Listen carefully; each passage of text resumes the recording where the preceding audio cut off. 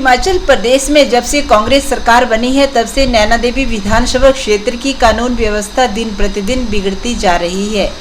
हर जगह गुंडागर्दी का माहौल बनाकर लोगों को डराया धमकाया जा रहा है। उनका काम छुड़वाकर गुंडों तत्वों द्वारा लोगों को परेशान किया जा रहा है। यह बात नैना देवी विधानसभा क्षेत्र के विधायक रणधीर शर्मा ने आज स्वारघाट में एसडीएम स्वारघाट को ज्ञापन सौंपने के बाद पत्रकारों को संबोधित करते हुए कही। उन्होंने चेतावनी देते हुए कहा कि यदि प्रशासन ज्ञापन सौंपने के बाद भी मौन रहता है और गुंडा तत्वों पर नकेल नहीं कसता तो भाजपा की आगामी जो भी कार्रवाई होगी उसकी जिम्मेदारी प्रशासन की होगी, क्योंकि शिकायत करने के बावजूद भी न पुलिस कोई कार्रवाई कर रही है और न ही प्रशासन इस तरफ ध्यान दे रहा है। इस अवसर पर उनके साथ भाजपा मंडल नैना देवी के अध्यक्ष बालकृष्ण ठाकुर सहित पार्टी के अनेक पदाधिकारी मौजूद रहे। तो करने वालों ने वहां आकर जो कर्मचारी थे डराया धमकाया और काम छुड़वाया। इसी तरह बहल में भी हमारे एक बहल के ही स्थानीय निवासी चरणजीत गामा के पास काम था। अभी उसके काम पर भी गुंडे आए और उसके कर्मचारियों को डराया धमकाया और वो काम भी अपने अधीन करने का प्रयास किया है। ऐसे अनेक तरह के गुंडागर्दी के उदाहरण हमारे इस क्षेत्र में मिलते हैं।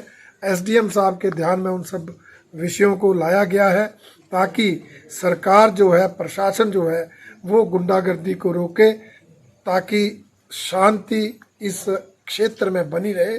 हमने कहा है कि अगर सरकार ने उचित कदम नहीं उठाया तो भारतीय जनता पार्टी आंदोलन करने पर मजबूर होगी, जिसकी सारी जिम्मेवारी यहाँ के प्रशासन और सरकार पर होगी, क्योंकि सूचना देने के बावजूद भी, कंप्लेंट करने के बावजूद भी पुलिस कोई कार्रवाई नहीं कर रही है।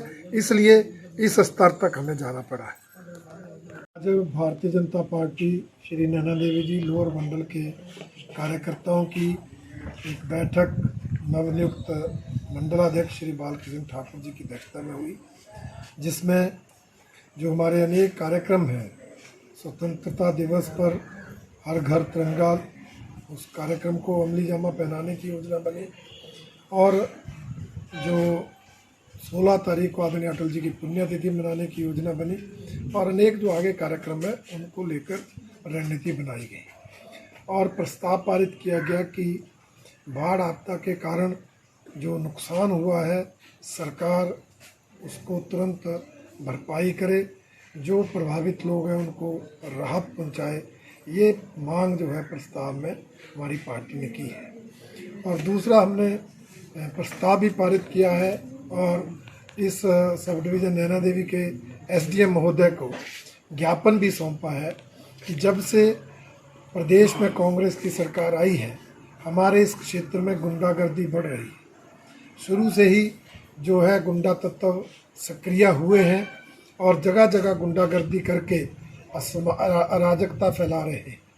पिछले दिनों नैना देवी जी में जिन लोगों के पास पार्किंग है उन लोगों ने एक ऐसी गाड़ी के ड्राइवर को पीटा जिसने पार्किंग से बाहर गाड़ी लगाई थी और पार्किंग फीस देने से मना किया।